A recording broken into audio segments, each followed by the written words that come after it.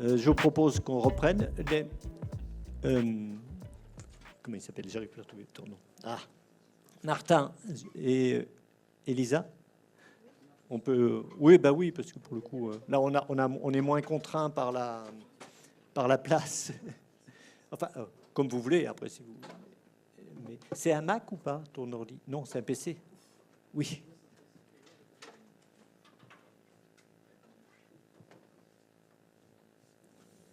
OK.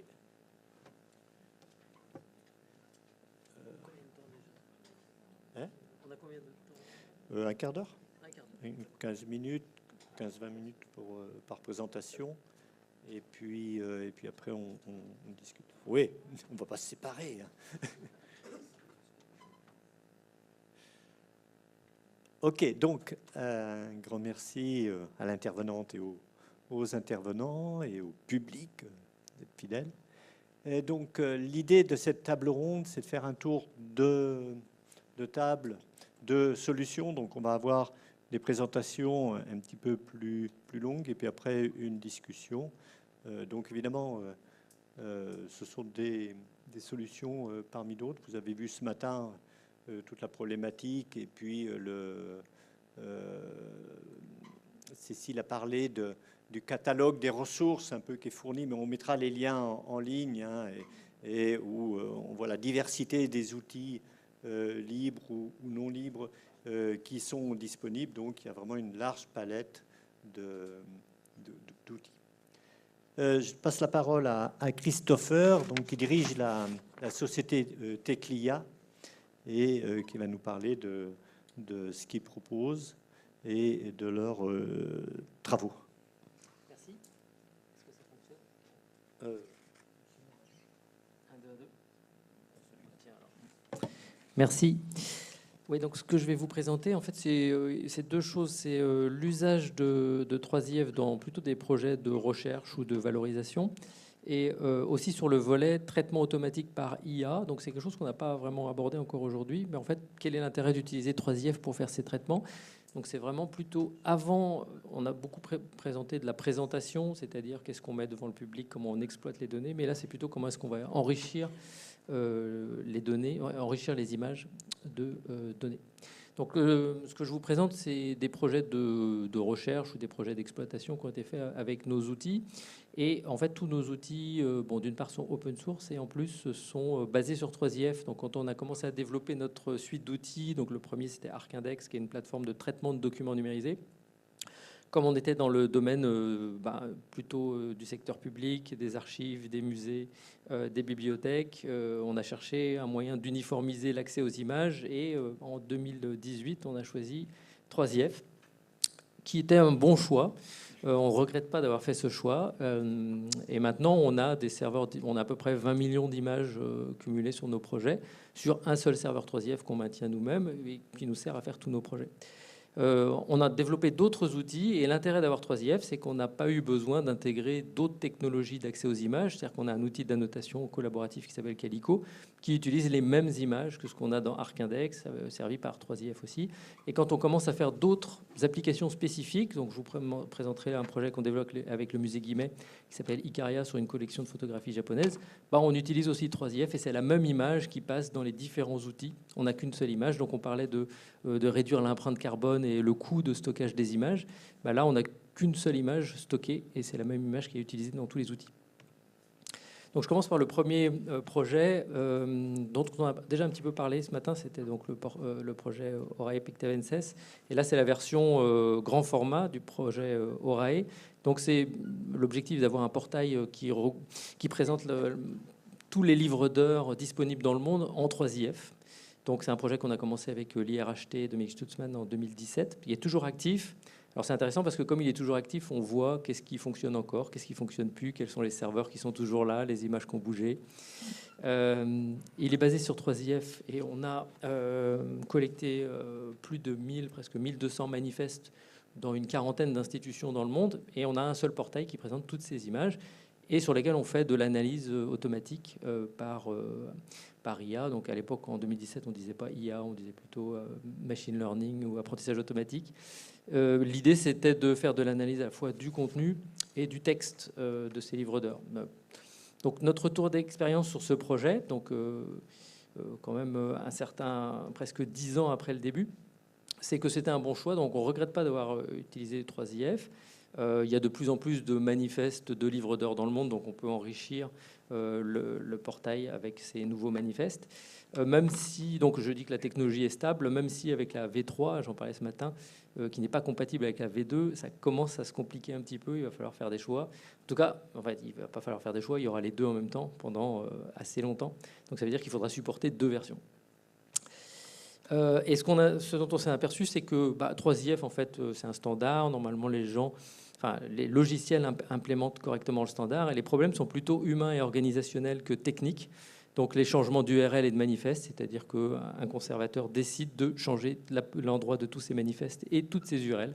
Évidemment, ça ne fonctionne plus, on n'a plus accès aux images qu'on a importées en 2017. On a aussi des mauvaises configurations de serveurs qui ne déclarent pas les bonnes tailles d'images, et donc on peut avoir des erreurs. Et puis on a aussi des nouveautés qui sont, alors c'est plutôt sur les grosses institutions comme Gallica, qui limitent l'accès 3IF aux images parce que en fait on a des bots qui moissonnent de manière massive maintenant les serveurs, en particulier les serveurs 3IF. Donc là où c'était très ouvert en 2017, c'est peut-être un petit peu moins ouvert maintenant. Un deuxième projet, là c'est assez différent du projet Orae, dont l'objectif était de collecter des manifestes dans plein d'institutions différentes pour les traiter de manière uniforme. Ici, on a aussi pas mal d'institutions différentes, mais vous allez voir que la conclusion a été complètement différente. L'objectif, c'était de collecter l'intégralité des listes nominatives de recensement, des recensements français entre 1836 et 1936, pour en extraire une base de données de la totalité des personnes recensées sur cette période en France, en vue de faire des études démographiques, d'économie historique. Donc c'est un projet financé par le ministère par l'Agence nationale de la recherche, l'ANR. On a commencé en 2021 et on avait beaucoup travaillé sur la partie machine learning, exploitation, en se disant mais toutes ces données sont disponibles dans les services d'archives, on aura juste à demander, on les aura de manière facile. En fait, c'est pas du tout ce qui s'est passé. Donc on est en contact avec 96 archives départementales et municipales. Et vous voyez que sur les 96 services impliqués, il y en a 6 qui sont en 3IF. Et on en a apporté un seul. C'est-à-dire qu'il y a un seul service qui a été capable de nous fournir les manifestes et les images correspondant aux manifestes. C'est la Vienne, pour ne pas les citer. Et l'objectif, c'est de faire de l'extraction d'informations, des informations manuscrites. Vous voyez un exemple sur le côté par IA. Donc, évidemment, si on peut accéder directement aux images dans les services d'archives, si on avait pu, ça aurait été bien. C'est pas ce qui s'est passé. En fait, on a une seule AD traitée en 3IF. Dans le meilleur des cas, on avait un manifeste par registre. Donc ça existe. Et donc, on peut accéder au registre et on a les images. Et dans le pire des cas, on avait un serveur 3IF, mais l'éditeur du logiciel n'expose pas les URL 3IF. Donc on ne peut pas y accéder, même si on a un manifeste. C'est ce dont parlait Gaël ce matin. Donc en fait, qu'est-ce qu'on a fait? On a fait de l'échange de disques durs pour envoyer les images. Et c'est magnifique, hein, on est en 2025 et c'était la technologie la plus efficace. Mais ça marche bien, hein. Je vous le conseille. Voilà. Donc, si vous allez sur le site socface.teclia.com, vous voyez la progression de la campagne, toute la partie reversement des données, et puisque nous, on a collecté les images, on les traite, et on va reverser toutes les données. Ça va passer par le SIAF, le Service interministériel des archives de France, qui va reverser aux archives départementales. Donc, je pense qu'en quelques années, on aura ces données disponibles dans les... en tout cas, ce sera disponible au niveau du SIAF, parce que ce sera centralisé et ça arrivera dans les archives départementales. Se posera la question, étant donné qu'on a récupéré les images par disque dur et non pas avec une URL 3IF et un manifeste, comment faire le lien entre les données que nous avons extraites et les images qui sont présentes dans les services d'archives départementales? Mais ce n'est pas notre problème. Juste pour illustrer que 3IF aussi fonctionne dans Excel, c'était peut-être un peu inattendu, mais voilà, vous pouvez mettre une URL 3IF, vous pouvez mettre une URL dans Excel Et comme vous pouvez spécifier la taille de la snippet et l'image, vous voyez là, j'ai extrait ma snippet de nom-prénom pour faire de la vérification d'extraction de données dans Excel. C'est très pratique. Donc on n'est pas obligé d'avoir des outils très avancés pour utiliser 3IF. Vraiment, ça fonctionne dans plein d'environnements différents. Troisième projet, c'est donc le projet avec le musée Guimet de photographie japonaise du 19e siècle. Donc c'est un projet pour lequel la numérisation est en cours. Donc en fait, on est en amont finalement de la mise en ligne. Donc le musée Guimet a décidé de les mettre en 3IF, accessibles, disponibles en ligne. On fait aussi là, de l'exploration d'un corpus de photographie par IA. Notre retour d'expérience, en fait, c'est que ce qui était intéressant, c'est qu'on a pu utiliser différents outils avec une seule source d'image. Donc, comme j'en ai parlé au tout début, faire de l'annotation avec Calico, du traitement avec ArcIndex et du portail, et le portail sur lequel vous pouvez aller, icaria.org, avec un seul serveur 3IF qui sert tous ces outils et c'est les mêmes images. Ça paraît a priori intéressant, mais c'est surtout très intéressant parce que quand vous générez des annotations manuellement ou générez des traitements, en fait, vous n'avez qu'une seule image de référence. Donc, vous savez exactement, par exemple, la taille de l'image, où se positionne l'objet, et l'image ne change pas. Donc, vous savez que vous avez une référence qui ne va pas se dérober sous vos pieds pour avoir une boîte mal placée parce que l'image aurait changé de taille ou aurait été croppée ou des choses comme ça. Donc, ça paraît de bon sens et en fait, c'est très utile. On a essayé aussi d'intégrer des manifestes venant d'autres institutions qui possèdent des albums japonais de la même période. Et ce dont on s'est aperçu, c'est qu'on a souvent accès aux images en tant que 3IF, mais par contre, il n'y a pas le niveau de regroupement de l'image par album, par exemple. Alors que nous, on traite des albums, on ne traite pas des images. Et c'est ce niveau de description qui nous intéresse, nous. Il n'est pas présent dans les institutions. Ça veut dire que peut-être il faut qu'on reconstruise les albums nous-mêmes. Enfin, bon, du coup, c'est un travail qu'on aurait voulu récupérer directement auprès des institutions. Donc, avec cette idée de cette expérience qu'on a de 3IF, on s'est dit que ce serait intéressant d'offrir, c'est un peu suite à l'annonce du ministère de la Culture l'année dernière, de favoriser l'usage de 3IF, d'offrir finalement un service d'hébergement 3IF mutualisé. Donc, nous, on a notre propre infrastructure de stockage. Donc, on stocke nos images chez un provider, c'est Etzner pour ne pas le citer, en Allemagne. Ces coûts sont vraiment très bas. Donc on opère le stockage de fichiers, on opère le serveur 3IF qui est Cantaloupe. Et donc ce qu'on propose, c'est de pouvoir héberger, en fait, stocker à la fois les images et héberger et donner accès à ces images sous forme d'images 3IF dans notre offre d'hébergement mutualisé. Donc, en fait, ce dont on s'est aperçu avec cette offre, c'est que techniquement, c'est pas très difficile. C'est-à-dire que la technique de stocker des images, les mettre en accès par 3IF, c'est assez facile. Ce qui est beaucoup plus compliqué, c'est de savoir comment est-ce qu'un service externe rentre dans une architecture qui existe déjà. J'ai déjà mon logiciel de gestion d'œuvre, j'ai déjà mon logiciel de mise en ligne web. Comment est-ce que maintenant je rajoute une nouvelle brique qui est du stockage externe 3IF, puisqu'il n'y a aucun lien entre ce stockage et la base de données, par exemple, qui contient les informations sur les œuvres. Et donc, je pense que cette interopérabilité en fait, des différents logiciels avec 3IF, c'est vraiment ce qui manque actuellement. C'est-à-dire que normalement, on doit pouvoir brancher un serveur 3IF venant de n'importe où, dans n'importe quel logiciel pour visualiser les images. Et c'est pas ce qui existe. Donc, j'espère que c'est ce qui va se développer dans les prochaines années. Merci. Les visionneuses, il y en a aussi, mais c'est plutôt entre la visionneuse et le serveur. C'est-à-dire la visionneuse montre l'image, le serveur sert l'image, mais par où tous les tuyaux, par où passe en fait cette requête, généralement, c'est pas compatible avec n'importe quelle visionneuse et n'importe quel serveur d'image. Donc c'est un peu le middleware qui pose problème. Merci. Merci. Alors pour le coup, on peut peut-être faire l'exception. Est-ce qu'il y a des questions?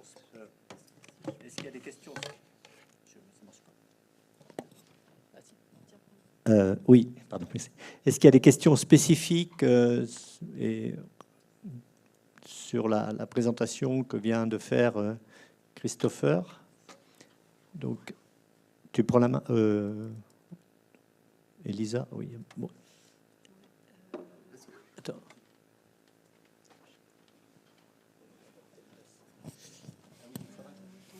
C'est un petit peu, enfin, quand je parlais de visionneuse, ma pensée s'est exprimée mal.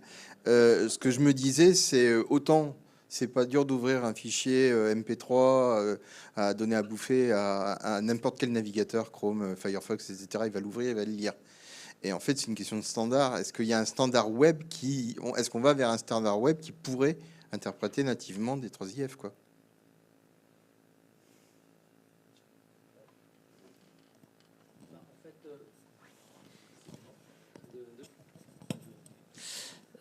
En fait, c'est vrai que le problème n'est pas tellement sur le format de fichier. C'est-à-dire que ce qui est standardisé, c'est le format de fichier. Et ce qui est standard, c'est d'afficher une URL 3IF. Donc ça, c'est pas compliqué. Je pense que c'est la couche d'interprétation, c'est-à-dire de manifeste et de présentation qui est compliquée et qui nécessite une interprétation d'un style de données. Et c'est un peu comme des feuilles de style sur du HTML. C'est-à-dire que le HTML, il donne des informations. La feuille de style, il fait la mise en page. Donc là, il n'y a pas ce découpage en fait dans 3IF. C'est-à-dire que le manifeste donne juste les informations. Il n'y a pas l'équivalent feuille de style qui ferait la mise en page d'un manifeste, par exemple. Et ce serait un peu, pour rejoindre votre question, c'est est-ce qu'on va aller dans cette direction-là, c'est-à-dire une espèce de standard de mise en page? Je ne suis pas sûr, parce que quand on veut faire de la mise en page, ben, on veut choisir comment on le fait, et on veut toute la liberté de pouvoir faire ce qu'on veut. Et donc ce serait utile, parce que ça coûterait beaucoup moins cher. Je mets juste une feuille de style sur un manifeste, et ça montre quelque chose. Mais par contre, je ne suis pas sûr que ça couvrirait suffisamment de besoins, quoi. Les besoins sont beaucoup trop divers. Ok. Donc, on va inverser. Donc, je passe la parole. On garde l'ordre ou... Pardon, oui. Ok, il n'y a pas de problème. Et donc, je passe la parole à Elisa Thomas, donc, qui est responsable de la bibliothèque numérique patrimoniale et du site de PSL Explore, donc à l'Université Paris Sciences. PSL, c'est l'Université Paris Sciences et Lettres. Et qui va parler aussi de OMKS. Elle est aussi très impliquée dans l'association des usagers francophones de OMK au sens large. Merci Thierry. Ouais. Je ne suis pas habituée au micro, donc excusez-moi par avance. Donc oui, je vais vous parler d'Omeka, qui est donc un outil qui est de plus en plus utilisé, enfin, qui est surtout connu dans la communauté universitaire. Donc c'est bien d'avoir ici des représentants de divers métiers, les musées, les chercheurs, etc., pour avoir une meilleure diffusion. Omeka existe sous deux versions de logiciels. La première, c'était Omeka, que maintenant on appelle classique, depuis la sortie d'OMKS. Les deux sont produits par une fondation américaine qui est associée à l'Université de Virginie. Actuellement, ça s'appelle le Digital Scholar, donc c'est une fondation privée mais à but non lucratif. Et ils ont produit, il y a déjà une vingtaine d'années, Omeka, qu'on appelle aujourd'hui classique. Et c'était pour documenter d'ailleurs les ravages de l'ouragan Katrina. Donc il y avait une dimension collaborative et citoyenne aussi dans ce type d'outils. Et depuis 2017, il existe une version qui s'appelle OMKS, dont je vais vous parler plus particulièrement, puisque c'est celle que je connais le mieux actuellement, même si Omeka classique existe toujours et est toujours utilisé. Cette fondation, actuellement Digital Scholar, c'est aussi à l'origine de Tropi et de Zotero, donc qu'on ne présente plus, j'imagine. Donc c'est pour dire que ce sont des outils quand même très utiles. Voilà. Donc Omeka, pourquoi et pour qui? C'est un outil qui est quand même à la croisée de différents besoins et de différents besoins métiers, approches métiers. C'est une sorte de couteau suisse, puisqu'elle permet à la fois de la gestion de collections d'objets numériques. C'est aussi une plateforme d'édition, de valorisation, puisque c'est un CMS. Qui permet de gérer des contenus en ligne et qui va permettre donc une valorisation et une éditorialisation aussi plus avancée avec des modules d'exposition en ligne, par exemple. Et donc pour qui? C'est à la fois pour les bibliothécaires, les archivistes, pour les créateurs de contenus culturels ou scientifiques, les chercheurs individuels, les associations, et également éventuellement pour les professionnels des musées, les photothécaires, et voilà. Et j'en passe plein d'autres, bien sûr. Plein d'usages sont possibles. C'est une solution quand même assez clé en main dans la mesure où à partir du moment où vous avez un serveur, une machine virtuelle, vous pouvez l'installer assez facilement. Il suffit de télécharger le logiciel. Ça fonctionne dans un environnement LAMP, donc Linux, Apache, MySQL et PHP. Ça utilise des langages vraiment parmi les plus courants du web, JavaScript, HTML, CSS. Vous pouvez l'installer de différentes manières, en serveur local, mais aussi utiliser une prestation privée ou institutionnelle, notamment Humanum et Linist. Et donc, vous avez quand même de base déjà un socle fonctionnel qui va vous permettre de faire pas mal de choses. La grande force pour moi d'Omeka, c'est son adaptabilité, sa modularité à différents types de projets. Donc vous pouvez, à partir de ce premier socle fonctionnel, installer différents modules en fonction de vos besoins. Vous avez le Digital Scholar continue à faire évoluer les deux logiciels, à les maintenir à jour et à proposer de nouvelles fonctionnalités qui sont intégrées au fur et à mesure. Et puis vous avez, comme on est dans le monde de l'open source, toute une communauté internationale de prestataires, de développeurs indépendants, d'administrateurs aussi, à partir du moment où ils sont un petit peu techniques, qui peuvent prendre en main le développement de modules. Donc cette adaptabilité passe par l'évolutivité, parce que vous pouvez choisir de ne pas forcément faire évoluer votre instance en fonction des derniers développements. Vous avez aussi la possibilité de choisir des thèmes. Vous avez des thèmes un peu choisis, qui sont proposés par défaut, mais il y a également la possibilité de les personnaliser d'une manière plus ou moins légère. On peut aussi faire développer un thème complètement par un autre prestataire, pas forcément d'ailleurs spécialisé sur Omeka. Et l'articulation est possible avec d'autres outils. Alors, peut-être qu'il y a, je ne sais pas, mais en tout cas, DSpace, il y a des connecteurs. Il y a des connecteurs avec la chaîne de numérisation, le logiciel de chaîne de numérisation NumaHop. Voilà, différentes possibilités sont offertes.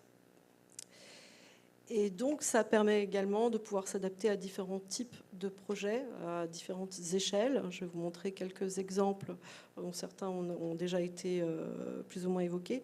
Mais voilà, avec un peu d'aide technique, une petite structure, un labo, quelques chercheurs indépendants peuvent lancer un projet sous Omeka. Les structures moyennes, j'en connais beaucoup puisque je fais partie de l'association des usagers d'Omeka. On est surtout assez nombreux du côté des bibliothèques universitaires. Voilà, et certains musées aussi. Je vais vous montrer aussi quelques exemples côté plutôt recherche et les grandes institutions. Donc l'autre avantage, bien sûr, c'est l'interopérabilité qui a été pensée dès le départ pour Omeka, donc de base le Dublin Core, mais aussi la possibilité d'utiliser des vocabulaires contrôlés, des référentiels et des API qui permettent d'interroger d'autres bases type IDREF. Vous avez la possibilité évidemment de moissonnage IPMH, la base. Vous avez une API REST qui permet aussi de manipuler les données.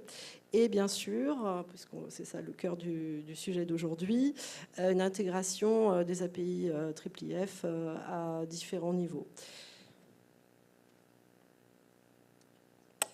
Donc depuis par exemple la version 4 de Omeka S, c'est la possibilité d'intégrer IIIF avec Omeka classique, mais là, encore une fois, je vous parlerai surtout d'Omeka S.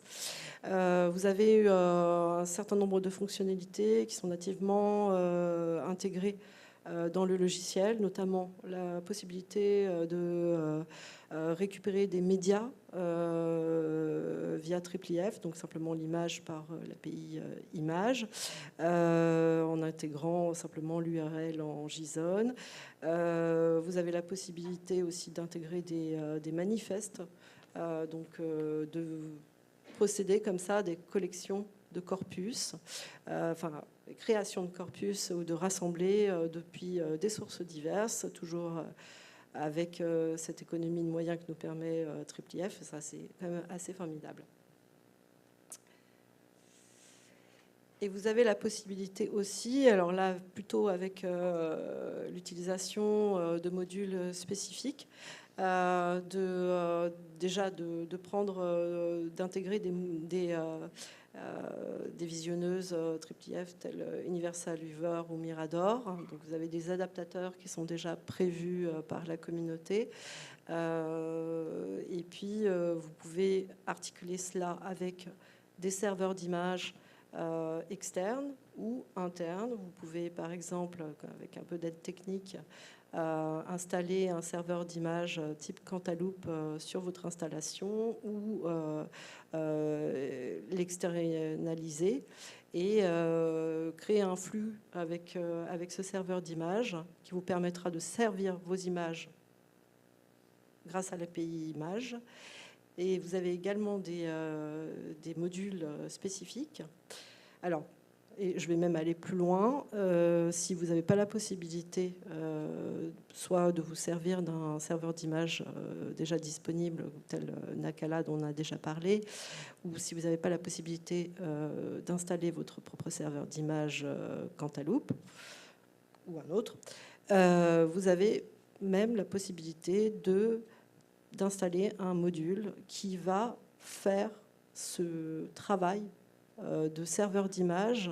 Il va simuler en fait un serveur d'image et il va permettre de délivrer, de diffuser les images que vous avez dans votre base de données, vos médias, comme des images vraiment IIIF. Et là, je rajoute une petite chose au passage, c'est-à-dire qu'on a parlé de la grande définition, la bonne définition des images IIIF sont en effet très belles choses et très bonnes choses quand on a de très belles images qui ont la nécessité d'être zoomées, ou vous avez des manuscrits où il faut vraiment chercher dedans. Mais moi, j'ai le cas avec ma bibliothèque numérique d'avoir des images qui étaient dans des définitions moyennes, sur des documents dactylographiés qui ne méritent pas forcément d'être zoomés à un nombre infini de fois, et un serveur d'image ou le module image serveur vous permet de délivrer du IIIF à partir de JPEG qui ne sont pas extraordinaires. Vous avez déjà cette possibilité-là. Vous avez aussi deux modules, un qui est un module officiel proposé par le Digital Scholar et un autre qui est proposé par un prestataire, mais toujours en open source, qui vont utiliser l'API présentation. Donc vous allez pouvoir générer votre manifeste IIIF sur vos documents avec vos métadonnées.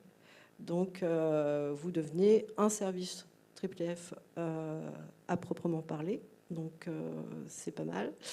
Et vous pouvez même implémenter l'API Search qui vous permet par exemple dans une visionneuse comme Mirador ou comme Universal Viewer de proposer, le cas classique c'est de la recherche plein texte sur une transcription. C'est à partir du moment où vous avez un OCR et que vous avez une transcription, un fichier où vous avez la transcription, vous pouvez proposer au sein de la visionneuse ce service supplémentaire.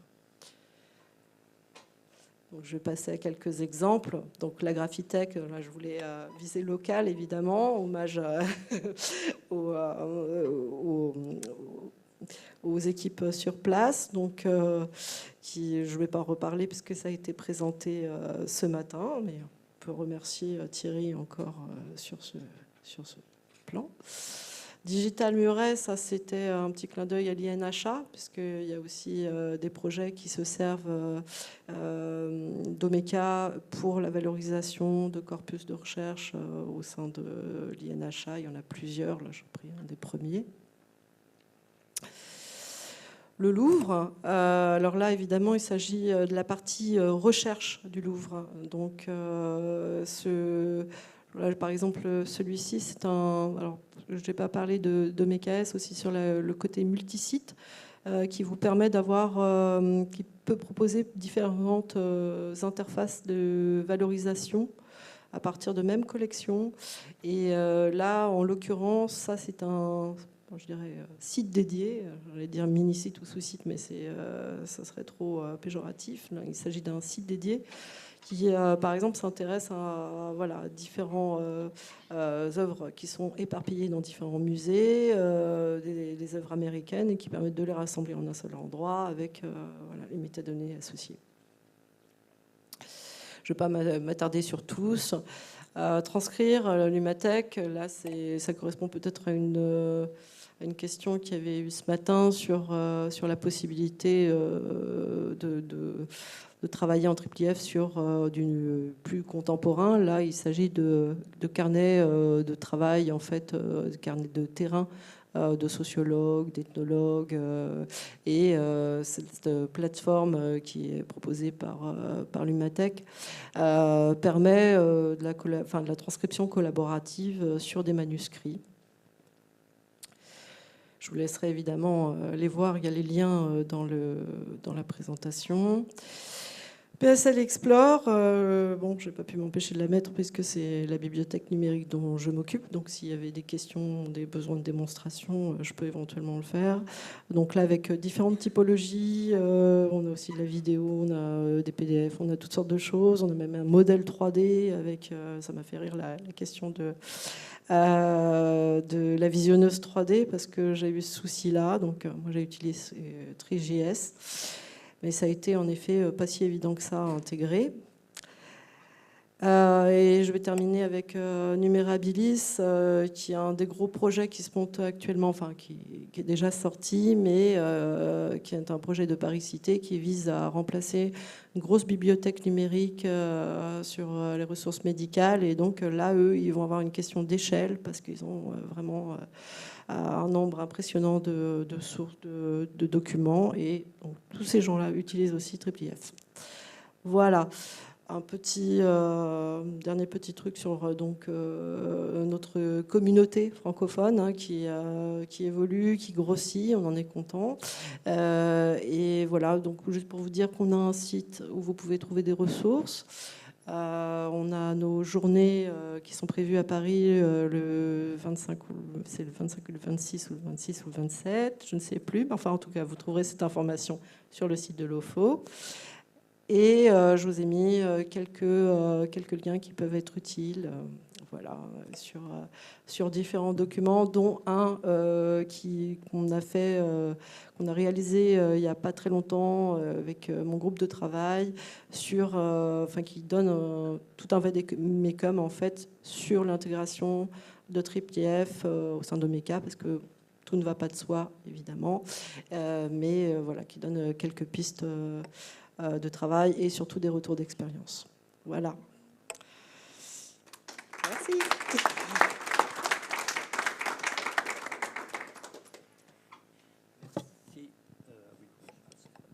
Merci Elisa. Alors, je ne sais pas si vous pouvez connecter votre machine, Martin. Non, il faut se pencher là, c'est ça le problème. Hop. Donc, pendant que Martin, il faut que tu débranches la prise HDMI là. Oui, c'est ça. Donc, ça me fait particulièrement plaisir de recevoir Hayden, donc, qui est une entreprise locale dont ils vous parleront, mais que je connaissais de nom. Et au travers d'un ami commun en préparant la journée, ils m'ont dit mais ils ont une solution qui intègre 3IF que je ne connaissais pas. Et donc, ça fait vraiment plaisir de la présenter. Donc, Arnaud Bourg, donc, qui est directeur de Hayden, et Martin Manapert, qui est responsable production et iconographie à Hayden, donc pour le logiciel ePhoto DAM. Voilà. Peut-être pendant qu'il s'installe, pour poursuivre de la même façon qu'on a fait pour Christopher, est-ce que vous avez des questions spécifiques pour Elisa? Je m'excuse aussi auprès des des personnes qui nous suivent en ligne, parce qu'on a eu une interruption de son, voilà, qui est réglée. OK, bon. Martin, Arnaud. Donc, bonjour à tous. Merci déjà pour cette journée. Je voudrais remercier Mendes France pour l'organisation de cette journée. Je trouve très bien. Donc, effectivement, je suis le dirigeant, le fondateur de l'entreprise Hayden, une entreprise qui va bientôt fêter ses 30 ans, qui est paradoxalement pas très connue localement. Nous sommes une entreprise bois de vigne, pourtant, à un quart d'heure, 20 minutes d'ici, que je vais pouvoir présenter, et qui a pourtant une envergure au niveau de sa clientèle à l'échelle mondiale. Donc nous sommes un éditeur d'un logiciel qui s'appelle iPhotodam. Donc nous sommes dans le Digital Asset Management, le DAM. Le DAM étant la discipline par an, j'ai envie de dire, au-dessus du 3IF, qui est de façon large la gestion des médias numériques. Donc gestion des médias numériques au sens large, c'est-à-dire aussi bien les images, les vidéos, les fichiers 3D, tout ce que par exemple, les produits Adobe peuvent produire, les documents InDesign, les mises en page, les PDF. Les panoramiques à 360, donc tout type de format est géré, et tous les formats. Et donc le but d'un DAM, c'est vraiment la gestion des médias numériques. Ça concerne toutes les personnes qui gravitent autour de la production, l'indexation, la diffusion et l'archivage des médias. Donc les utilisateurs de notre solution, ça va être aussi bien les producteurs de médias, les photographes, les vidéastes qui viennent déposer, donc directement ou au travers de plugins, on va le voir. Soit ensuite les documentalistes, les iconographes qui viennent indexer, alimenter. Il peut y avoir bien sûr des circuits de validation avec des responsabilités pour la diffusion des médias. Ensuite, toute la gestion des diffusions, mise à disposition, collection, thèmes. Et donc tel utilisateur a accès à telle collection dans tel droit, avec filigrane ou pas, etc. Et ensuite, bien sûr, il y a toute la notion ensuite d'archivage. Donc on va donner quelques exemples. Donc, qui utilise un DAM? Et donc le 3IF vient s'inscrire véritablement dans la partie diffusion. Alors dans notre cas, nous, ça va être, donc, je vais prendre jusqu'à le Palais de l'Élysée, les services Premier ministre, une bonne partie des ministères, EDF, RTE, la RATP. Des musées, le musée d'Orsay, donc c'est un cas d'usage qu'on a voulu vous présenter aujourd'hui. Jusqu'à les gouvernements, on est présent, on distribue en Belgique, en Suisse, à Monaco, enfin toute l'Europe francophone, et jusqu'en Chine, on a une filiale. Donc l'aéroport de Pékin utilise la solution iPhotodam développée à Poitiers. Et donc dans le cas, on a pris l'exemple du musée de l'Orsay, mais on aurait pu prendre le musée de la soie à Hangzhou, qui utilise aussi iPhotodam pour gérer, diffuser ses médias. Et là, on travaille actuellement justement avec le musée de la soie à Hangzhou pour qu'ils utilisent 3IF. On pousse 3IF en Chine. Donc le DAM, en tout cas, c'est vraiment c'est la gestion des médias, c'est la solution, le back-office. Donc le back-office, ça c'est plutôt pour orienté pour les experts, pour qu'ils viennent gérer leurs médias. Quand est-ce qu'on vient utiliser un DAM? iPhotodam, on va dire, alors je ne l'ai pas dit, mais la région Nouvelle-Aquitaine utilise, la ville de Poitiers, et jusqu'à même la ville de Châtellerault. Donc vraiment, ça va de petites structures, d'une collectivité jusqu'à des États. Le dernier point, donc pour l'utilisation du DAM, donc ça, il y a le back-office, donc une plateforme complète, poussée avec beaucoup de fonctionnalités, où il faut être formé pour l'utiliser, comme n'importe quel logiciel professionnel. Et ensuite, il y a un ensemble de plugins, donc pour les plugins Adobe, Figma, Canva, pour que les chargés de communication, les responsables marketing, les community managers puissent consommer aussi du média. Et donc le 3IF, comme j'ai expliqué, c'est une des branches vis-à-vis de la diffusion. Mais voilà, les médias. Le DAM s'inscrit en... On peut passer au slide suivant. Ah oui, pardon. Le DAM s'inscrit œuvre dans deux grandes catégories, le e-commerce et ce qu'on appelle le DAM patrimonial.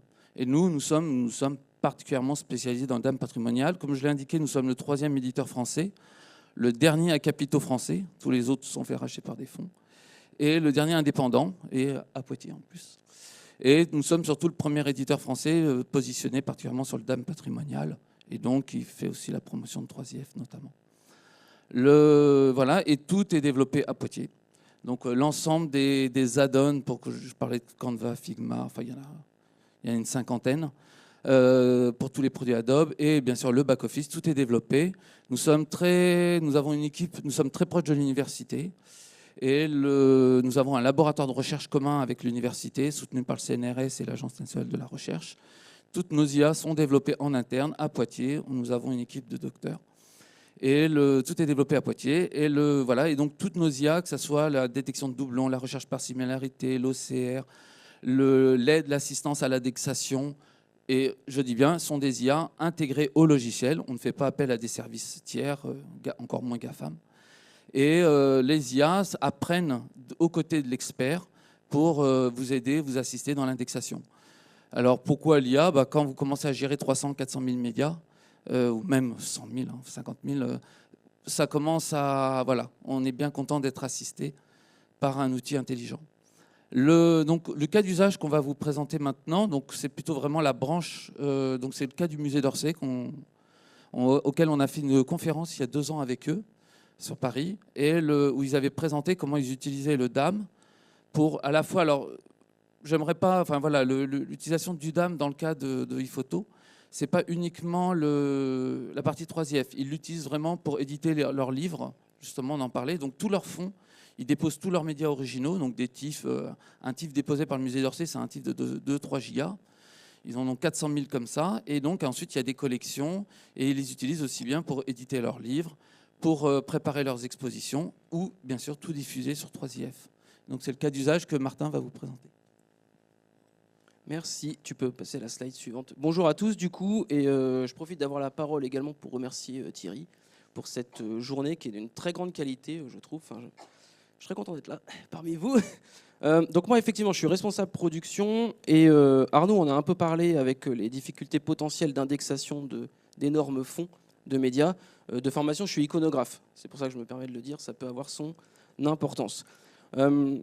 Alors effectivement, beaucoup de choses ont déjà été évoquées sur 3IF, notamment l'intervention de Cécile qui était super, très claire. Donc c'était très bien. Donc je ne vais pas revenir sur ces éléments-là, notamment, mais vous parlez du cas d'usage du musée d'Orsay, qui est un de nos clients, pour vous expliquer un petit peu, ça permettra peut-être d'ouvrir aussi un petit peu la question, comment eux ont géré cette mise en œuvre. Je l'ai entendu dire au cours de la journée. Alors nous, on n'a pas découvert 3IF avec le musée d'Orsay. Pour autant, il nous fallait un projet, un moment pour s'y lancer.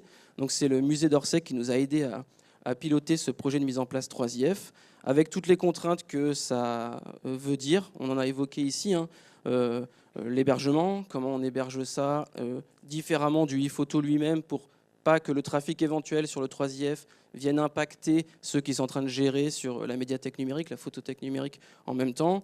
Il y a toute cette question-là à gérer. Bon, il se trouve que nous, on est dimensionné pour, on a une infrastructure pour, mais ça a fait partie des questions. On a aussi géré toute une partie et ça a été dit également, d'un corpus qui est mis à disposition de 3IF, mais pas un autre. Il faut savoir que le musée d'Orsay, il gère ses photos d'œuvres, ses photos d'objets, etc. Il gère aussi à l'intérieur de ça toute son identité graphique. Il gère à l'intérieur d'iPhotodam toutes ces photos qu'il appelle vie du musée, les visiteurs, les événements, etc., qui ne sont pas forcément destinés, en tout cas de leur point de vue, à partir sur 3IF.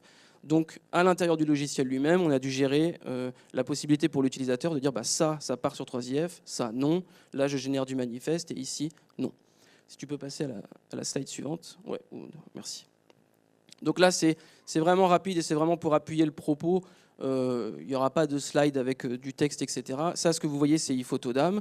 Donc avant, on appelait ça une photothèque. Après, on appelait ça une médiathèque numérique. Maintenant, on appelle ça un DAM, un Digital Asset Management, parce que c'est beaucoup plus gros qu'une photothèque désormais. C'est vraiment une source unique de médias. C'est comme ça que Orsay l'utilise et c'est pour ça qu'on l'a choisi notamment.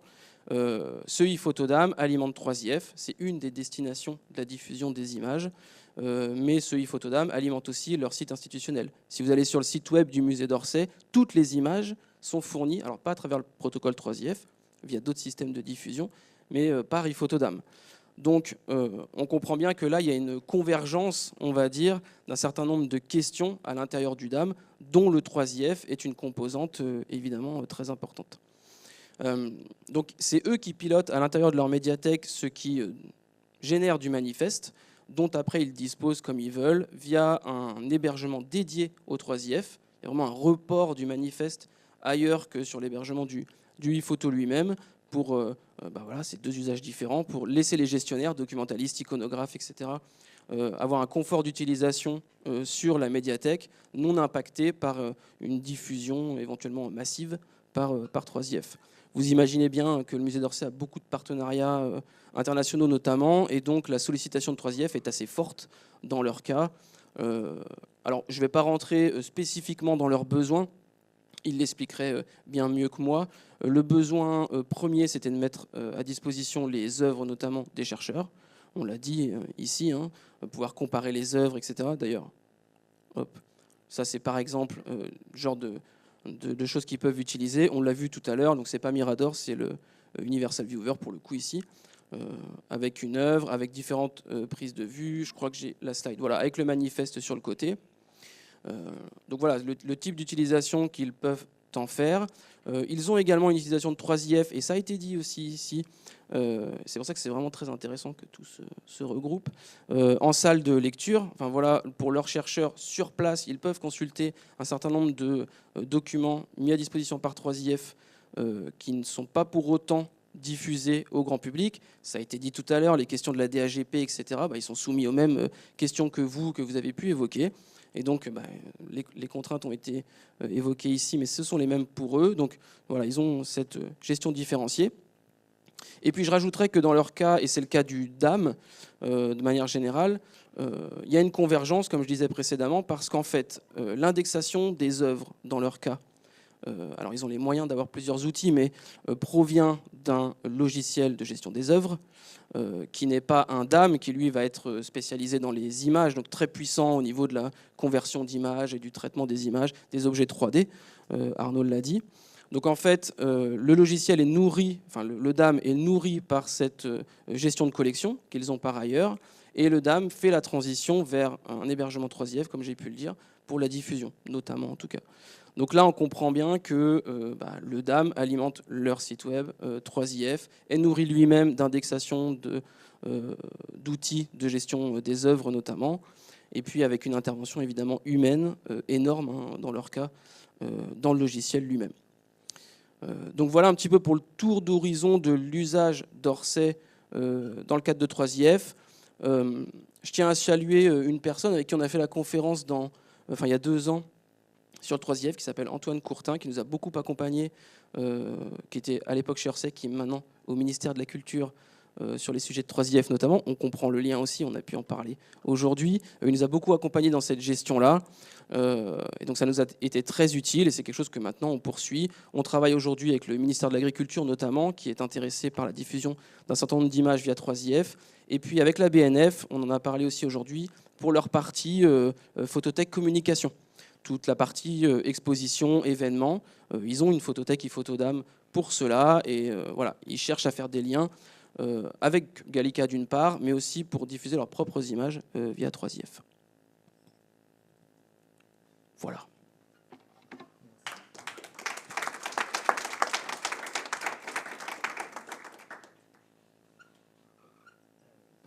Ok, merci Martin.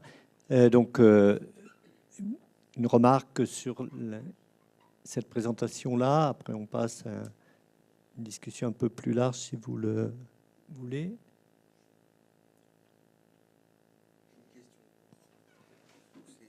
C'est moi qui suis en train de digérer. C'est peut-être moi qui suis en train de digérer. Vous, ce que vous proposez, c'est ce ePhotodam. Oui. Et donc, ce que vous avez montré, votre travail avec Orsay, c'est ça, hein? Ça, c'est le logiciel. D'accord. Donc là, c'est un aperçu de l'interface du logiciel qui vous montre les médias qui représentent des œuvres, en l'occurrence ici, des objets qui sont classés, intégrés dans leur iPhotodam, via un plan de classement, un thésaurus, etc. Et donc, à partir de ce logiciel que nous développons, iPhotodam, le logiciel génère les manifestes 3IF des médias, des photos, des œuvres qu'ils veulent diffuser. C'est un logiciel qui est géré sur serveur local. Non. Alors, nous proposons 2 offres, soit l'offre SaaS, donc hébergée sur notre infrastructure, soit ce qu'on appelle le on-premise, donc les clients viennent et demandent l'installation sur leur serveur. Généralement, un logiciel DAM, c'est très consommateur. surtout avec toutes les parties IA ou traitement vidéo. Pour bien comprendre, ils déposent des médias très importants. Quand vous déposez de la vidéo 4K, etc., enfin, faut que ça suive derrière. Donc on a une infrastructure toujours sur chaque pays de nos clients. Donc on a une infrastructure en Chine, une infrastructure aux États-Unis, une infrastructure en France. Et l'infrastructure française, c'est un peu plus de 150 serveurs au dernier compteur. Mais ouais, je pense par exemple le gouvernement de Monaco, c'est pas une question d'argent, jamais il sortira. Et donc voilà où il y a plein de gouvernements qui feront jamais. Donc ils choisissent le on-premise et ils alignent les serveurs qui sont nécessaires derrière, quoi. C'est pas un problème. Mais quand même 70% de nos clients aujourd'hui choisissent le SaaS, sachant que nous sommes bien sûr hébergés en France. Et tout comme nos clients canadiens sont hébergés au Canada, etc. Non, mais puis voilà, c'était. Alors voilà, donc nous, effectivement, notre produit, c'est le back-office. Donc c'est toute l'interface où vous allez, les producteurs de médias, donc il faut imaginer, c'est avec des droits, vous avez le droit de déposer. Vous avez un plugin d'Adobe Premiere, un plugin ceci, vous déposez directement au travers de votre plugin, donc vous n'avez même pas connaissance du back-office en réalité, vous déposez directement depuis votre logiciel habituel. Où vous venez chercher vos rushs, au contraire. Là, ensuite, il y a les documentalistes, les iconographes qui viennent, qui reçoivent les nouveaux médias, qui viennent les indexer ou faire une indexation partielle et la soumettre à un responsable d'indexation qui valide, qui publie, et quand c'est publié, ça va dans telle ou telle collection. Et ensuite, il y a les administrateurs du bac qui disent telle collection est disponible en 3IF. 3IF de façon accès restreint ou accès public. Donc le musée d'Orsay, il va dire telle collection est accessible directement de façon publique en 3IF. Et donc après, c'est directement dans le DAM, vous faites vos indexations, vous dites quelle partie de l'indexation sera disponible au travers du manifeste ou pas. Donc tout se gère dans l'administration du logiciel, hein, tout ça, ça se configure. Et vous êtes autonome, j'ai envie de dire. Mais sur, je sais pas, sur 400 000 médias du musée d'Orsay, il y en a peut-être que 50 000 ou 100 000 qui sont exposés publiquement. Et ensuite, il y a voilà. Et puis donc, il y a un module, on a toute une partie de module où vous gérez ce qu'ils appellent des campagnes, des expositions. On a un module campagne où vous dites, voilà, pour telle exposition, je fais une sélection de médias, je fais un editing, et tel média sera exposé sur 3IF ou pas, dans le cadre de cette exposition. Donc ça peut être des mises à disposition temporaires. Et c'est de là que vous pouvez même tirer un livre, par exemple, on parlait tout à l'heure. Et voilà, et donc c'est vraiment le cycle, cycle de vie des médias, en fait, de leur création jusqu'à la conservation, l'archivage en stockage froid. Voilà, à peu près. Les ressources d'Orsay, elles sont en accès libre, enfin ouvert. Alors, en fait, j'ai cherché sur le site Orsay. En l'occurrence, oui. Alors, pour répondre à la question, Orsay, pour le coup, ils sont hébergés par nous, parce que justement, ils ne voulaient pas gérer ce qui a été évoqué aujourd'hui, toute la partie diffusion et ce que ça implique en termes d'infrastructure pour que ça tienne, que ça ne tombe pas. Notamment leur site institutionnel, diffuser les images en permanence avec un taux de disponibilité ultra élevé, 99,9, voilà. Ils n'étaient pas en mesure, eux, de le produire facilement. Autant reposer sur l'expérience de quelqu'un qui le fait. C'est transparent, voilà, pour eux. Alors attends, il faut parler au micro parce qu'il y a l'enregistrement. Mais oui, on a un plugin Drupal. En fait, leur site est sous Drupal, ça nourrit le Drupal, etc. Et donc, pour répondre à la question, c'est ce qu'a dit Arnaud, il y a une partie des fonds choisis par Orsay qui est diffusée à travers 3IF, et c'est le DAM, en l'occurrence, qui génère ça. Mais pas tout. Notamment, je parlais, alors c'est leur choix, mais la partie vie du musée, événements, visiteurs, etc., ça part pas en 3IF. J'ai bien compris, mais je suis allé sur le site de Orsay. En fait, je ne trouvais pas les références 3IF. C'est pour ça. Non, parce que... bien cachées. Alors, c'est pas ça. C'est que, en tout cas, c'est leur choix pour le moment. Oui. Même s'ils se posent la question de plus en plus, les images du site institutionnel sont dans un certain format, en l'occurrence en WebP.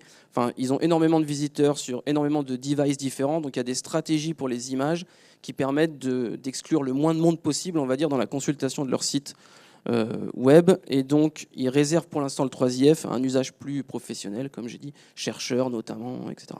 D'accord. Merci.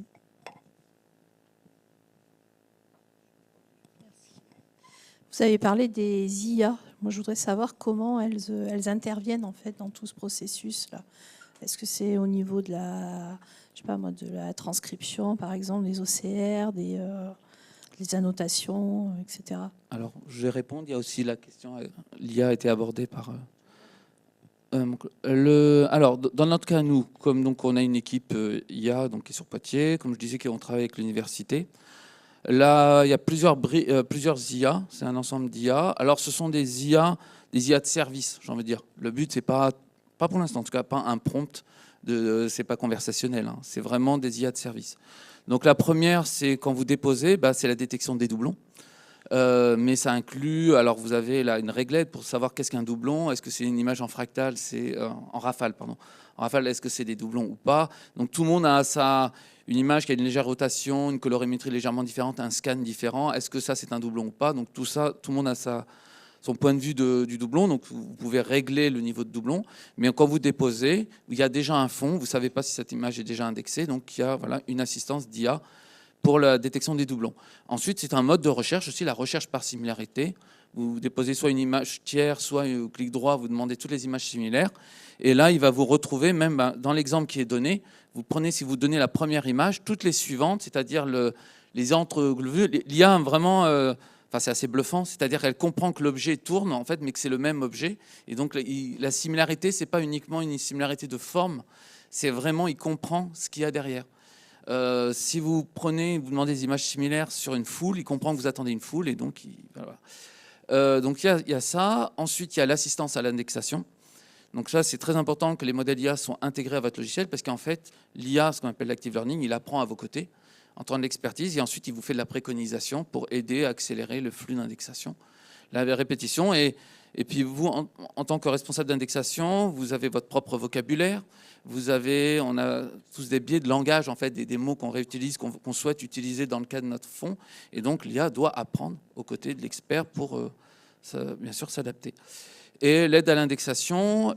Et ensuite, nous, l'étape suivante, mais là, on n'en est pas là, c'est le prompt de recherche. Vous faites une recherche en langage naturel, vous discutez, et il affine la recherche progressivement pour chercher dans le fond, au côté de vous. Et puis là, vous utilisez plus... On est tous habitués historiquement à utiliser des moteurs de recherche avec des mots-clés. Enfin, dans Google, on s'est habitué à utiliser des mots-clés pour faire des combinaisons. Et c'est ce que j'utilise aujourd'hui, photo. Mais là, aujourd'hui, il faut que la recherche évolue pour être un prompt de conversationnel. Mais là, c'est pour les années à venir. Christophe. Oui. Ouais, donc pour compléter sur la partie, donc c'est vraiment la partie image. C'est vrai que comme tu disais, les moteurs sont assez bons sur la compréhension sémantique de l'image. C'est-à-dire, on fait une requête du contenu, on n'a pas indexé que contient cette image. Voilà, je cherche une chaise, je vais trouver la chaise alors qu'on n'a pas eu d'indexation et les modèles comprennent bien cette partie-là. Donc sur les images, ça marche bien. Nous, on a aussi beaucoup de projets sur la partie transcription, c'est-à-dire travailler sur du document textuel qui est aussi servi en 3IF. Hein, c'est le fameux document textuel en basse qualité qu'on peut avoir dans les bibliothèques. Ben, on va avoir de la transcription complète, que ce soit du manuscrit et de l'imprimé. Et on va avoir aussi de l'extraction d'informations quand on veut justement créer une base de données ou enrichir le système de description archivistique, les inventaires, les catalogues d'œuvres. On peut aussi aller chercher dans du document textuel pour extraire de l'information et le mettre dans la base de données. Donc on a, je dirais, ces trois niveaux, c'est-à-dire description des images avec la recherche par le contenu, la transcription complète du texte pour faire des moteurs de recherche et l'extraction d'informations pour enrichir les bases de données. Ça fait trois niveaux d'utilisation de l'IA. Ouais. J'ai le souvenir du début de Horae où on a dit ça marche, on sait reconnaître les pages blanches. C'est une des tâches.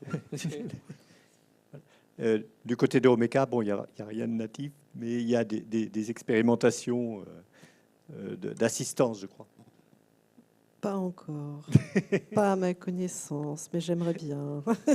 Voilà. Ok. Bon, on pourrait imaginer des connecteurs entre iPhotoDAM et Omeka, comme vous le faites pour Drupal. Je crois que ça pourrait être... Là, c'est une cinquantaine d'add-ons, mais on en a aussi dans le logiciel d'archivage Azalae, qui est une solution open source aussi de mémoire. Mais voilà, donc 50 connecteurs et tous nos add-ons sont développés sur Poitiers, enfin, voilà, en interne dans l'équipe. J'en ai pas parlé, mais voilà, il y a aussi l'OCR. Il y a eu un gros progrès grâce à l'IA. Il y a eu l'ancienne OCR avant l'IA et après l'IA, où on commence à reconnaître un petit peu plus le manuscrit, l'écriture, enfin les textes anciens. Voilà, il y a des vrais progrès qui ont été faits grâce au machine learning. Là où avant, c'était quand même plus limité dans l'OCR. Et j'en ai pas parlé aussi, tout ce qui est traduction automatique et sous-titres. Avant, on faisait appel, justement, avant qu'on ait une équipe dédiée, on faisait appel à des services tiers. Voilà. Et donc maintenant, on essaye d'intégrer tout, enfin, que rien ne sorte. Donc tout ce qui est traduction automatique, et on utilise pas mal, notamment les travaux de Mistral, la pépite française sur le sujet. Ah oui.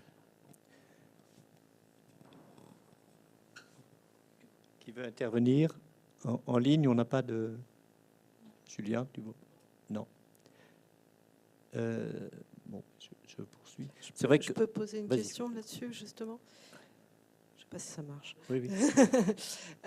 Vous utilisez du coup des modèles entraînés que vous trouvez sur Hugging Face, ou comment vous faites pour choisir les modèles de reconnaissance, par exemple, de transcription automatique? Alors tout à manuscrite? fait. Donc voilà, on n'a pas prétention. Alors il y a 3 niveaux. Il y a les modèles qui existent, qui sont très bien fournis. On les adapte, on les convertit parce qu'ils sont dans différentes plateformes. Alors nous, on a une infrastructure IA qui utilise un certain standard. Donc il faut adapter tous les modèles. Ensuite, faut les fine-tuner pour vraiment qu'ils correspondent, optimiser aussi leur efficience. Parce que généralement, ils commencent à devenir très très gros. Ils consomment beaucoup de GPU. Enfin, voilà, on essaye de baisser. Donc vraiment les fine-tuner, les faire maigrir, qu'ils soient vraiment adaptés aux besoins. Certains sont plus, je pense à l'OCR, c'est l'OCR, on ne va pas non plus réinventer l'OCR, mais par contre dans la transcription, voilà, il y a suivant les modèles, il y a des adaptations. Et ensuite, par contre, il y a la notion de tout ce qui est active learning. Là, utiliser les modèles en eux-mêmes, ça ne suffit pas. Et il y a toute alors je ne vais pas utiliser le vocabulaire, je ne suis pas dans l'équipe, j'aurais dû faire venir quelqu'un de l'équipe pour ça. Mais ensuite, l'active learning vient chapeauter les modèles. Sinon, ils sont passifs, en fait. Ils n'ont pas appris. Et l'active learning doit alimenter en permanence les modèles pour les adapter, quoi. Fonctionnement un peu en RAG. Est-ce que vos équipes travaillent aussi avec... bon, là, évidemment, pour le musée d'Orsay, avec les métiers impactés, en fait, qui ont vraiment besoin des services. Est-ce que vous avez vraiment des échanges avec... Alors, tout à fait. Alors, ce qui s'est passé, donc, ça se passe en 2 temps. D'un côté, il y a le LabCom. Donc, c'est un laboratoire de recherche commun avec l'Université de Poitiers, donc, qui s'appelle Damia Lab, un laboratoire public-privé, qui est soutenu par le CNRS et l'Agence nationale de la recherche, donc, qui ont investi dans ce laboratoire. Ce laboratoire, c'est un projet d'accueil de doctorants et d'ingénieurs d'études. Ça va commencer en 2021, qui se déroule. Donc, on souhaite le pérenniser. Et donc, eux, ils travaillent plutôt sur la partie recherche. Donc, ils travaillent sur les modèles existants, ils les améliorent, ça fait l'objet de thèses, etc. Et donc, l'active learning qui vient chapeauter les modèles existants, passifs. Et ensuite, on a une team IA, nous, interne, CDI, enfin salariés, qui, eux, viennent en fait mettre en production. Ils viennent optimiser parce que les chercheurs travaillent plutôt en Python. Enfin, ils cherchent vraiment plutôt, eux, obtenir le meilleur résultat via les publications scientifiques. Nous, notre équipe Team IA, elle optimise. Elle passe en C++, elle améliore le code pour faire descendre le nombre, les temps d'inférence. Sortie de Damia Lab, une inférence. Donc une inférence, c'est le résultat d'une demande à l'IA. Ça va prendre par exemple 3-4 secondes. Et leur objectif de la team interne, c'est de descendre à moins d'1 seconde, à une demi-seconde, etc. Donc elles se complètent. Et au niveau de Damia Lab, donc la partie en amont qui est celle que de la recherche, on a constitué tout un panel de clients, dont le musée d'Orsay fait partie. C'est pas toujours facile à gérer parce que chaque client vient avec leur boîte à idées et leurs besoins, et ils aimeraient bien orienter le laboratoire vers les intérêts des musées ou vers les intérêts suivant leur domaine. Mais voilà, on a vraiment un panel, ça va de la collectivité, le guide Michelin, enfin tout type de clients, et ils viennent participer. Et voilà.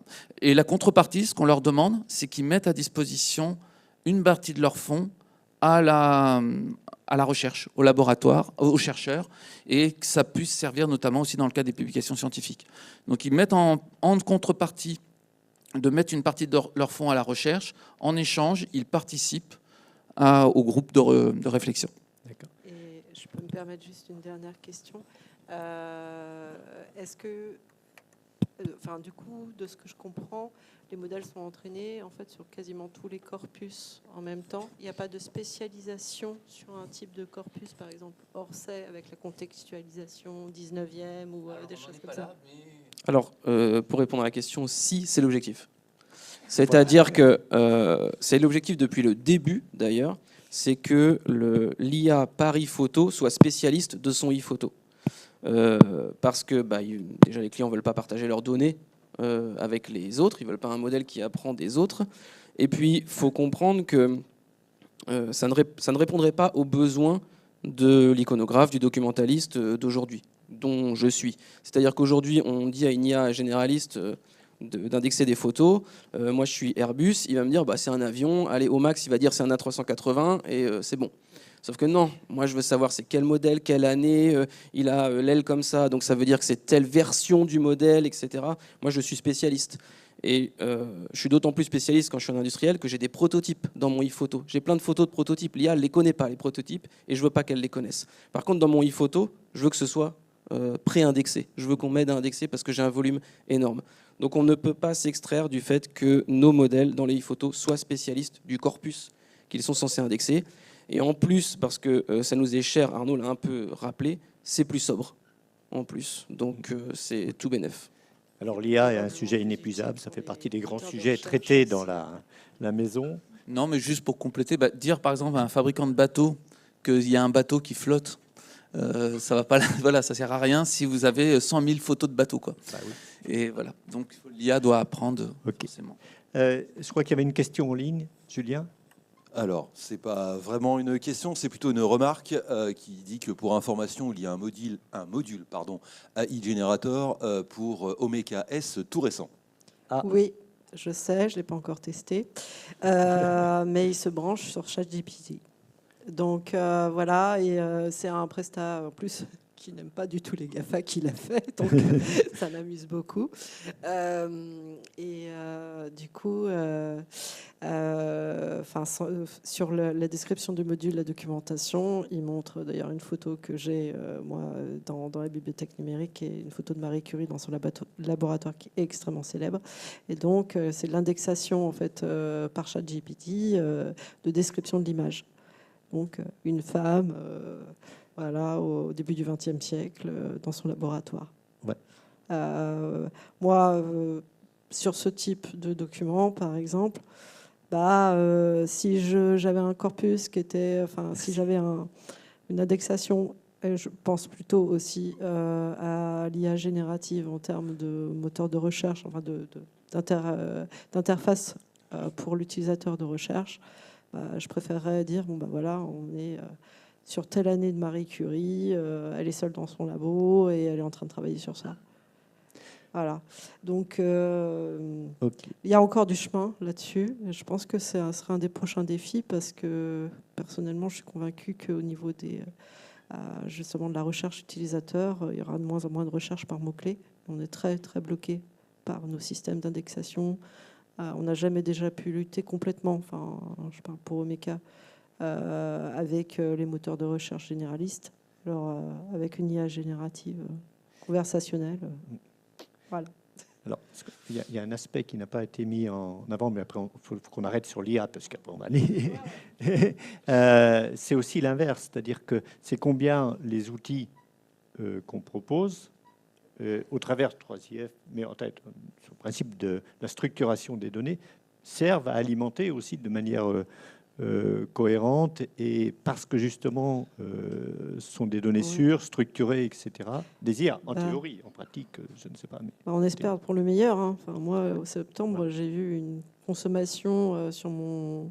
une fréquentation, une augmentation de la fréquentation sur ma bibliothèque numérique qui me paraît... C'était pas des humains, tu veux dire? Ah, je pense pas. C'était pas des humains. Je pense pas. Okay. Voilà, il y a peu de... quand on a des documents qui sont plutôt de niche et qu'on voit tout d'un coup qu'il y a un millier oui, on voit que c'est pas Google, c'est pas... voilà. Donc, oui. Ok. S'il y a d'autres questions, peut-être. Je voudrais revenir sur la question de l'hébergement, ce que soulevait Vincent ce matin. C'est-à-dire que c'est vrai qu'il y a beaucoup de structures, et beaucoup les petites, qui se disent, OK, nous, on a un outil existant, on pourrait éventuellement lier en mettant de métadonnées ou des choses, une liaison externe, mais on ne va pas alimenter un serveur 3IF. Donc, c'est là-dessus que vous vous positionniez pour fournir une solution Mais il y a, historiquement, c'est pas forcément facile de dégoter des hébergements externes sans investir soi-même dans un serveur. Donc, il faut saluer les solutions qui arrivent. Donc, Oui, c'est vrai que sur la partie hébergement, en fait, c'est pas la partie. C'est un peu paradoxal parce que c'est pas la partie compliquée. Enfin, il suffit de stocker ces images, de mettre un serveur Cantaloupe par exemple ou un autre dessus, et on a accès à l'image. Donc la partie présentation image est assez facile. Et comme je disais, finalement, et même c'est pas très cher parce que c'est pas très cher si on mutualise. Donc c'était un peu notre idée de mutualiser de l'hébergement et d'avoir énormément de stockage, avoir une seule gestion de serveurs 3IF et de données accès. La complexité, c'est qu'une fois qu'on a ce serveur qui est externe à une application, comment on le fait rentrer dans une application qui existe déjà? On a vu par exemple avec OmekaS, bon, il y a le serveur interne d'OmekaS, mais c'est quand même fait pour utiliser du 3IF qui vient de l'extérieur. Oui. Mais souvent, dans plein d'outils métiers, ce qu'on peut juste mettre, c'est une URL, quoi. Et donc, si l'URL est 3IF, tant mieux, mais ça ne va pas exploiter la pleine possibilité du fait que ce soit du 3IF pour demander des vignettes, différentes tailles d'images, des crops, des rotations. Tout ça, ce ne sera pas intégré, ce sera juste pris comme un média, comme un autre. Donc je pense que la partie vraiment, si on voit les différentes API de 3IF, donc la image, présentation, search, discovery, content state et autorisation, vraiment l'image, c'est facile, quoi. Et donc, il n'y a pas trop de questions à se poser, mais l'image toute seule, elle ne sert à rien. Il faut l'intégration dans l'API présentation pour qu'il y ait une valeur ajoutée. Donc je dirais que ce qui dire ok, l'hébergement, nous chez Teclé, on fait de l'hébergement, on vous fait une offre d'hébergement possible. Si vous n'avez pas la possibilité de l'intégrer et d'avoir une valeur ajoutée dans l'étape suivante, en fait vous voyez pas trop pourquoi est-ce que vous allez vers de l'hébergement, à moins que vous êtes obligé, quoi, que vous avez besoin d'une solution et qu'il faut aller vers du 3IF. Pas de questions, pas de remarques? Non. Bon, d'autres, allez-y. Si vous voulez intervenir à nouveau. Non. Je vérifie si on n'a pas des questions en ligne et puis après on fait une. Ah ben j'ai plus de. Julien, il n'y a pas d'autres. Non, d'accord. Ok, eh ben, merci aux intervenants et intervenantes. Ce que je vous propose, c'est qu'on se prend 5 minutes, on est un petit peu en avance pour le coup, et puis on fait une discussion là, de bilan de la journée, de ce que vous en pensez, de ce qu'il faudrait encore faire. Alors bon, ça peut concerner les locaux, mais pas les locaux au sens de notre grande région, mais évidemment, ça concerne aussi tout le monde. Voilà, qu'est-ce qu'il faut qu'on fasse maintenant ou quels sont vos projets ou comment vous voyez les choses. Donc une discussion un peu informelle. On a fini les présentations. Vraiment, je remercie encore toutes les intervenantes et tous les intervenants de la journée. Je crois qu'on a une diversité de points de vue et de propositions, d'expériences, de témoignages. Et donc, voilà. Donc, maintenant, on en est là. Et puis, qu'est-ce qu'on fait ou qu'est-ce qu'on continue à faire? Voilà. Merci.